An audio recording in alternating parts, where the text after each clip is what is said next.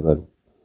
በመጀመሪያ ሁሌ በተደጋጋሚ የምናደርጋቸው ተግባሮች ወይም ልማድ አውቶፕሌት ሲስተም ላይ ነው ያለው ማይንዳችን። ይህን ትይዛላችሁ።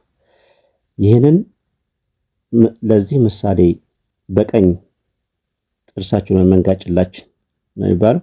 በሱ የምናኝክ ከሆነ ወይም እያኘክን ከሆነ ወዲያው በግራ ለመቀየር ብንሞክር እንቸገራለን፣ ግር ይለናል። በቀኝ ጎናችን የምንተኛ ከሆነ በግራ ስንቀመጥ ፍራሽ ላይ ደገፍ የምንለው በቀኝ ጎናችን ከሆነ በግራ በኩል፣ በግራ ከሆነ በቀኝ በኩል የማድረግ ሙከራ ስናደርግ ግርታ ውስጥ እንገባለን። ይህ ምክንያት ማይንዳችን ማይንድ ሴት ሆኗል ወይም አውቶፕሌት ይባላል። አውቶፕሌት ውስጥ ነው ያለው። ይህን አውቶፕሌት ለመቀየር ወይንም ደግሞ በግራ የነበረውን በቀኝ የማድረግ ፕላስቲሲቲ ይባላል።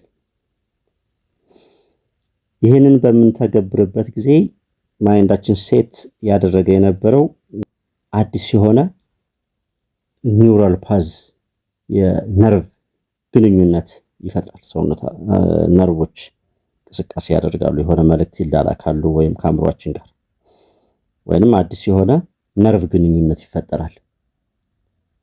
ግራ ይጋባሉ። እናንተ ስትሞክሩት ራሱ ያስታውቃችኋል፣ ትቸገራላችሁ። ይህን እንዲፈጠር ማድረግ ጥቅሙ ምንድነው ነው? ልማድን አየን። ይህንን ክስተት ይህንን ሁኔታ በምንፈጽምበት ጊዜ የሚፈጠረውን ነገር አየን። ጥቅሙ ምንድነው? 1 4 5 ነገሮች ልንገራችሁ። ትኩረትን ለመጨመር ልምምድ፣ ልክ እንደ ስፖርት እንደ ኤክሰርሳይዝ ትኩረትን ለመጨመር። ሁለተኛ የማስታወስ አቅምን። ሶስተኛ አዲስ ነገር ስትሰሩ የመያዝ አቅም እንዲጨምር ማይንዳችን አእምሯችን። አራተኛ ችግር የመፍታት አቅም፣ ቻሌንጅን የመጋፈጥ።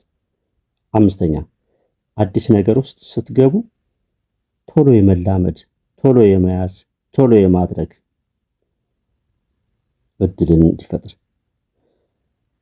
ሪሜምበር ዳት። እዚህ ጋር አንድ ነገር አእምሮችን እያረጀን ስንሄድ እንኳን ሁሌ ማደጉን መበልጸጉን የማያቆም ማይንዳችን ወይም አእምሮአችን ነው እና የአእምሮ እድገት ጤናማ እንዲሆን ከምናደርጋቸው ኤክሰርሳይሶች አንዱ በሕክምናው ዘርፍ ኒውሮፕላስቲሲቲ ይባላል። ከትምህርታችን ጋር እንዴት እናገናኘዋለን? እያንዳንዱ ኤክሰርሳይስን ከአእምሮ ጋር የተያያዘ ነው። አእምሮ ጤና ኑሮም ጤና ይሆናል። መምህር መዋመር ነኝ። ለዛሬ ብዝግላ ይበቃኛል።